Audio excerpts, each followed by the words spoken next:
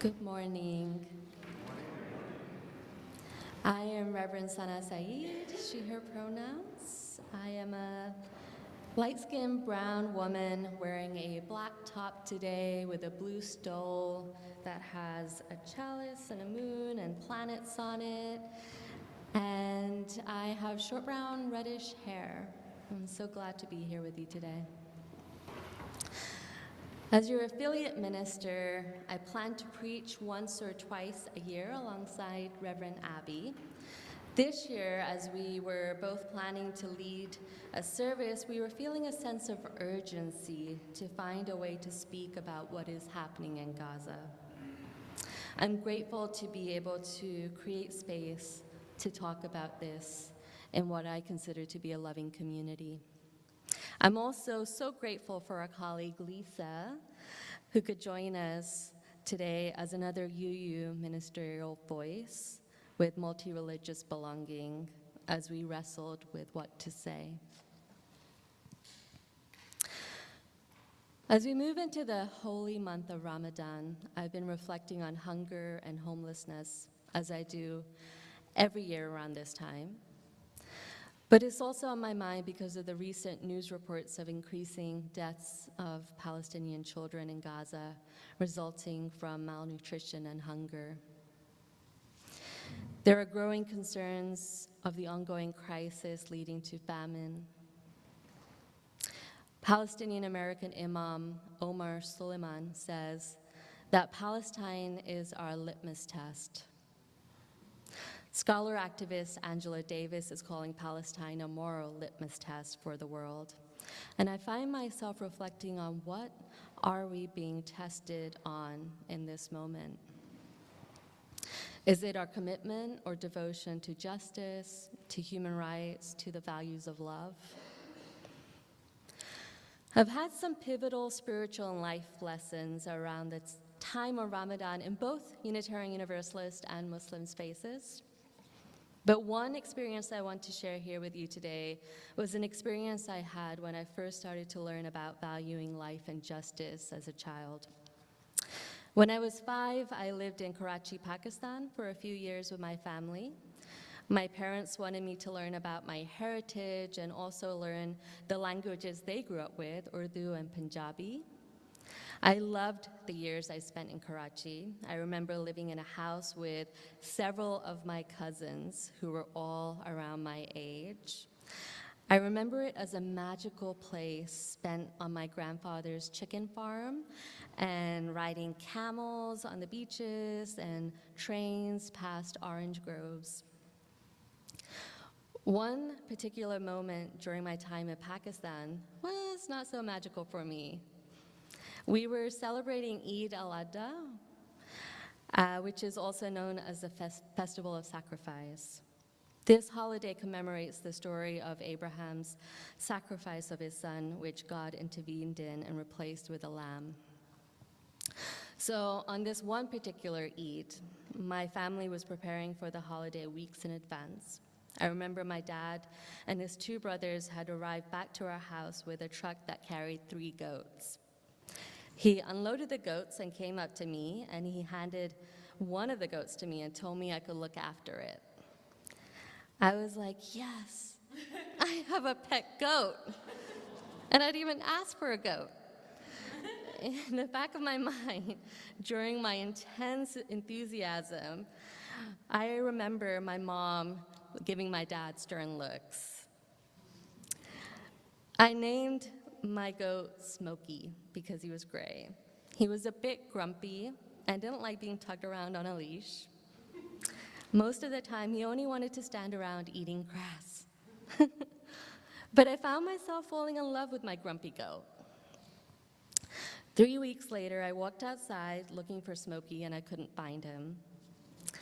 I remember walking into the backyard where I heard someone reciting Arabic, and I found my pet goat, Smokey, being butchered. At the bloody sight that confronted me, I started screaming and crying loudly. My dad ran over to pick me up and comfort me, but I remember the wailing. This was a moment in life where I was all of a sudden zapped. and became awakened to a layer in life that I didn't see before as a kid. I started thinking about thoughts of death, of thoughts of losing a loved one, also the presence of hunger and homelessness around us. I thought about cruelty and how unfair life is.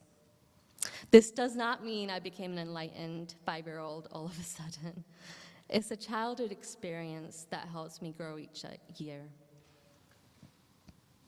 To go back to the story, after Smokey was sacrificed, I began smelling the aroma of curries floating around the air into my room.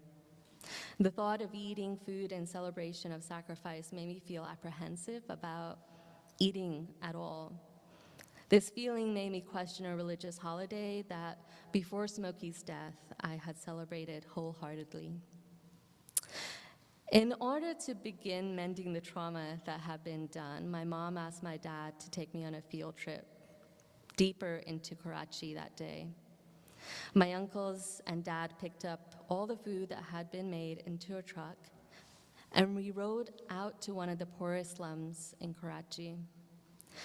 Then my dad opened the back of the truck, and all of these unfamiliar people began approaching us.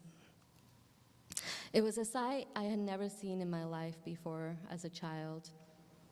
A man rolled up to the truck on a skateboard and his legs were missing. There were people who were so poor they only wore underwear as their clothes. My uncles and dad then began serving the food to the people surrounding the truck. The same curries made with my pet goat were being given to people who may not have had anything to eat that week. I was so distraught thinking about my pet and then also feeling really terrible that these people had nothing to eat, and I kept asking why. At one point, my dad and uncles ran out of the plates while handing out food, and the people asked my dad not to close up the truck. They began using the rags they were wearing to load up on the rice and curry to take back to the nooks they slept in. This was a truly heartbreaking example of how hunger makes people so desperate that they will use the clothes they have to be able to save some food and then wear the same curry-stained clothes on for warmth. It was devastating and heartbreaking to witness as a young person. This moment in my life is where I began reflecting on hunger and poverty, and is one of the sources that still influences my devotion to justice. It was an experience that was humanizing and devastating on so many levels. So every year, I reflect through the ritual of fasting on hunger, justice, and the brokenness of our world. The privilege of fasting and being able to break that bread at the end of the fast is not lost on me. Rituals and traditions allow us to witness our brokenness, to confront a brokenness that we never knew was there, or confront the ones we avoid because it's too hard or complicated. Rituals allow us to name brokenness that is truly horrific and oppressive. Just like rituals of lighting candles or coming together every Sunday to be in this community, or attending Vespers or drop-in choirs and chanting groups, all of that helps me to reflect on our interdependence. Our theology of interdependence in Unitarian Universalism breaks down binary thinking and exposes a more dynamic web of connections that isn't based on hierarchy or mutuality. This is vital because theology that focuses on separateness reinforces binary thinking like us versus them, sinner or saved, worthy and unworthy, leading to walls, leading to fears of the other and disconnection. This is what leads to the perpetuation of war and violence, the breakdown of communities and abuse of power. When I witnessed the news about October 7th, I was devastated for the families of hostages and all those impacted indirectly and directly. But when I witnessed the ongoing images and videos of violence unleashed in Gaza on children and families, I found myself holding on to both horror and devastation. Almost half of Gaza's population are children under the age of 18. As of today, more than 30,000 people have died in Gaza, and the ongoing violence has displaced more than 80% of the population. I find myself grappling with a deep grief while processing the impact of unfolding violence in Gaza and deep grief for the hostages still missing. If this war is indeed a moral litmus test, as Angela Davis called it, again I ask, what are we being tested on as UUs of various spiritual leanings? We're being tested on our devotion to justice and valuing life. The most recent statement from the UUA leadership on Gaza calling for an immediate ceasefire speaks to this war being a moral catastrophe that our faith demands we condemn and resist. We're being asked to consider opening our hearts to more compassion, more mercy, more love for ourselves and for others, to lean into our theology of interdependence. We're being asked to not look away from the horror and devastation, but to witness and act. For some of us, that could be to act boldly in the streets protesting. For others, it could mean calling our representatives. For others, it could mean simply listening and witnessing to beloveds directly or indirectly impacted amongst us today. However we choose to act, may we do so rooted in love and courage, knowing that we're not alone. Amen.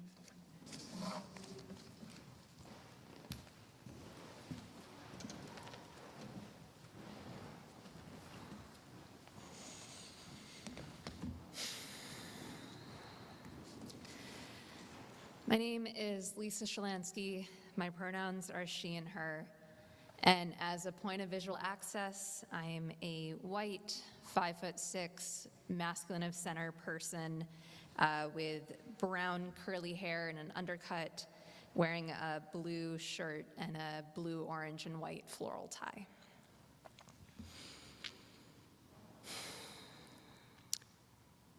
My spirit is screaming. My spirit is screaming for the over 1,300 Israelis and the over 30,500 Palestinians that have been killed since October 7th. My spirit is angry and devastated and trying to figure out the path forward.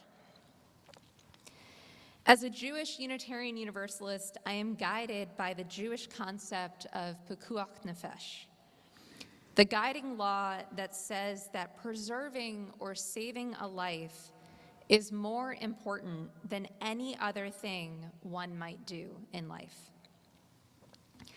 This is not a suggestion, it is a requirement for following Jewish law. I am equally guided by our Unitarian Universalist principles. I am called to respect the inherent worth and dignity of every person. I am called to promote justice, equity, and compassion in human relations. And I believe strongly in the interdependent web of which we are all a part. But Unitarian Universalists are more than just these 7 principles, more than the love which is the center of all of our values. We are people of faith who feel compelled to speak up and act in times of grave moral crisis. In the face of the greatest atrocity in the 21st century, silence is violent complicity. Unconscionable acts are being conducted in the name of Israeli self-defense. The United States is funneling millions of dollars into weapons, fighting a war which seems to be aimed at annihilating the Palestinian people in Gaza. The world is crying out for this injustice to stop, and at every potential crossroads, the United States is blocking progress and furthering injustice. They are doing this to further what they claim are the interests of American Jews, but in actuality are the interests of Jewish and Christian Zionists who are defending the genocide that is happening in front of our very eyes. As an American Jew, as a Unitarian Universalist, as a religious professional, I cannot be silent. On October 25th, I marched through the streets of DC with other progressive Jews, singing prayerful songs of peace and chanting, "Not in our name." We came to mourn beside the Capitol reflecting pool, hearing stories of witness from Jews and Palestinians. At the end of the public witness, we passed stones down 2 lines of people, meant to emulate the stones Jews place on top of tombstones when visiting a grave. At each Shabbat service held on Friday evening and Saturday morning, my community rises to say the Mourner's Kaddish, updating the number of dead Israelis and Palestinians each time we do. We mourn communally and publicly like our faith calls us to. And each Sunday, when I arrive to my internship congregation, I take a moment of silent prayer and light candles for the people of Gaza, for the families of the hostages not yet returned, for all who live with the very real terror of imminent death. When I was growing up, I had a poster on my wall from the United States Holocaust Museum. It had symbols of the different targeted groups in the Holocaust, with a quote from Dante printed below. "The hottest places in hell are reserved for those who, in times of great moral crisis, maintain their neutrality." We can't be silent. We can't be neutral any longer. And after the service, there will be an opportunity to speak out. We will be tabling in the back right corner.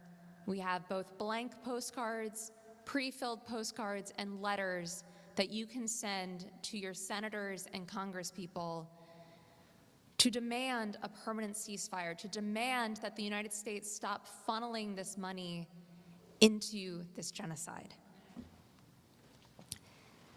It is time to be Unitarian Universalists and to show up.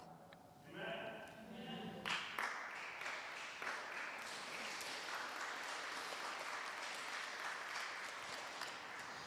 The people of Gaza are running out of time.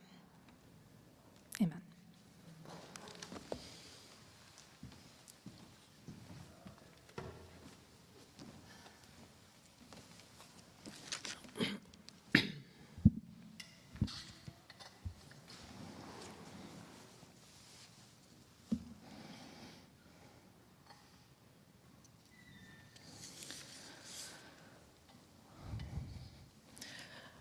We are a Unitarian Universalist congregation, diverse in many ways, but united in our belief in the inherent worth and dignity of every person, and in our responsibility to express our faith through acts of justice and compassion.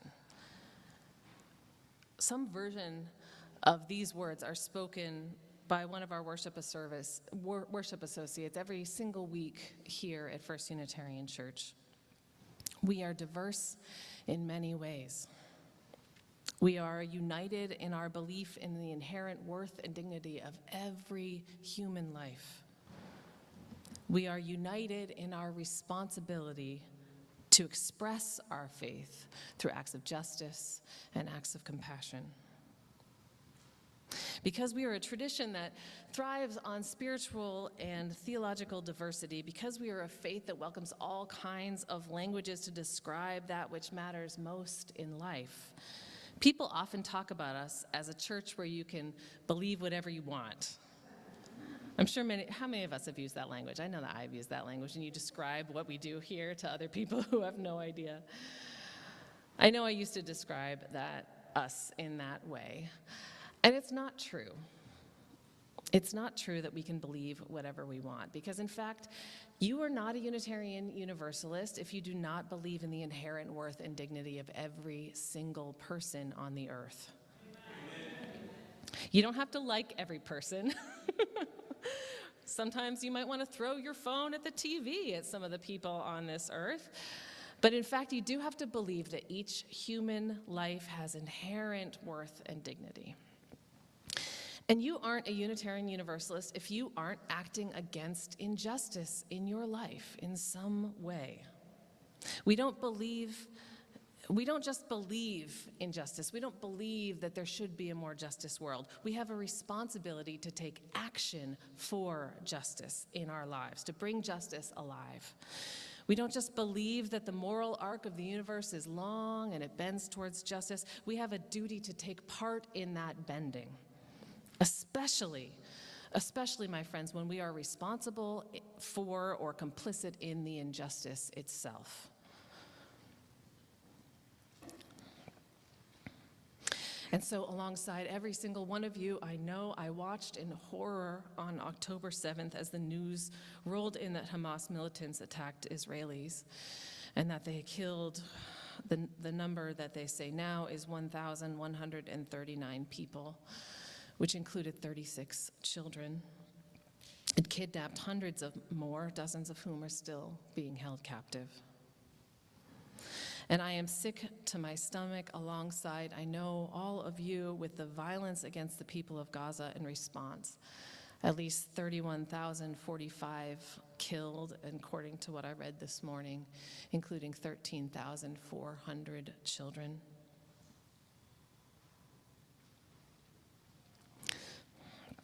Each of those 32,184 lives in Israel and in Gaza had inherent worth. Each of them was an entire universe of love and possibility unto itself. And there is no person that deserves to die in violence and in pain the way every single one of them did. The vast majority of those who have died have been bystanders. Only the smallest fraction of them had any role in conflict. And even they did not deserve to die in pain or in violence. And yet we cannot ignore the reality that over 96% of those who have died have been the people of Gaza. We cannot ignore the reality that our country has funded and armed the state of Israel in their bombings and in their ground assaults. And we cannot ignore the reality that our country has enormous diplomatic power to bring about peace and justice in so many places around the world when we choose to. And history tells us that that diplomatic power is only deployed when the people demand it of their government. My friends, I've been uneasy about how to preach to you about this crisis unfolding in Israel and Gaza. Because there are so many in power who are trying to convince us, trying to convince the whole world that it is not possible to be on the side of Jews and Muslims at the same time. And I have struggled with how to speak about this issue together because there are so many people in power who are trying to convince us that any critique of the state of Israel is inherently anti-Semitic, when I stand against anti-Semitism in all of its forms, as do I know all of you. And I have not known the words to use with you all because there is a sharp generational divide in this country and even here in this congregation around how we view this crisis. And I believe that we need to be uniting together against injustice rather than allowing ourselves to become divided. And I know that the Gaza Strip and the city of Philadelphia are almost exactly the same size. Almost exactly the same size.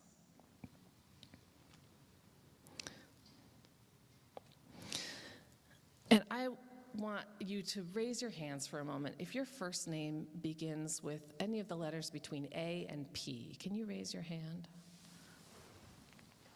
If you look around you, those of you who are here together in the sanctuary, all of you would be displaced right now in Gaza. Can you raise your hand if your name begins with Q to Z? Some of you may not be displaced. But that is the extent of the disruption of life. All of us, my name starts with A, would be homeless right now in Gaza. My friends, I know that every single child who has died in Israel or in Gaza is no less precious or beloved than my children and your children and each one of us. And so, when I first came here, you all told me that our first minister in this congregation, my original predecessor here, William Henry Furness, preached abolition of slavery in a time when it was not a popular opinion amongst white people in this country. And though he was almost voted out of the congregation at the time, his actions against the dehumanizing injustice of slavery is one of the pieces of our history about which we are all most proud. And I know that another one of my predecessors, Victor Carpenter, came to this congregation from working against apartheid in a congregation in South Africa, and that he led this congregation in the streets to witness against the Vietnam War during a time that it was still considered un-American to protest what the people saw as an injustice, an unjust war. And I know that this congregation has risen up for gay rights when those in power still called homosexuality a mental illness. We cannot be Unitarian Universalists without believing in the inherent value of human life. We cannot be Unitarian Universalists without taking action against injustice, especially when we are responsible for or somehow complicit in the injustice itself. We are a people devoted to life. We are a people devoted to justice. But what is more, we are people who reject the idea that everything is simple, that there are clear good guys and bad guys, that there's only one way to make a difference in the world. We are a people who know that we need not think alike to love alike. We are a people whose faith tells us that we do not have to choose sides between Jews and Muslims, because Jews and Muslims are right here, right now, in our pews, in our ministries, shaping our theology, shaping our work for transformation in this world. We are a people whose history tells us that we can critique the violence of a government while loving its people. We are a people who do not accept that slavery and apartheid and oppression based on ethnicity and religion and nationality are justice issues that are too big to solve because we have helped to solve them before. We are a people who love other people. We are a people who rise up against that which is wrong. It is past time for us to be a people who calls out forcefully for an end to this violence. It is time for us to be a people calling for immediate and total ceasefire.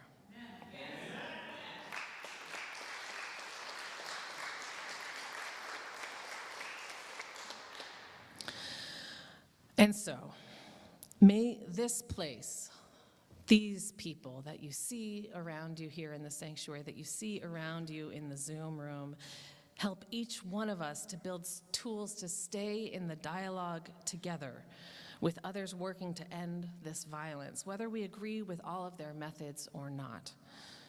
And may we build together here the spiritual tools that will nourish our devotion to life. And may we organize together here and in other places out in our lives, so that we might be using our power to heal with love, to help with compassion, to work for justice and for ceasefire in Gaza. May it be so, and amen. Hi, I'm Reverend Hannah Capaldi.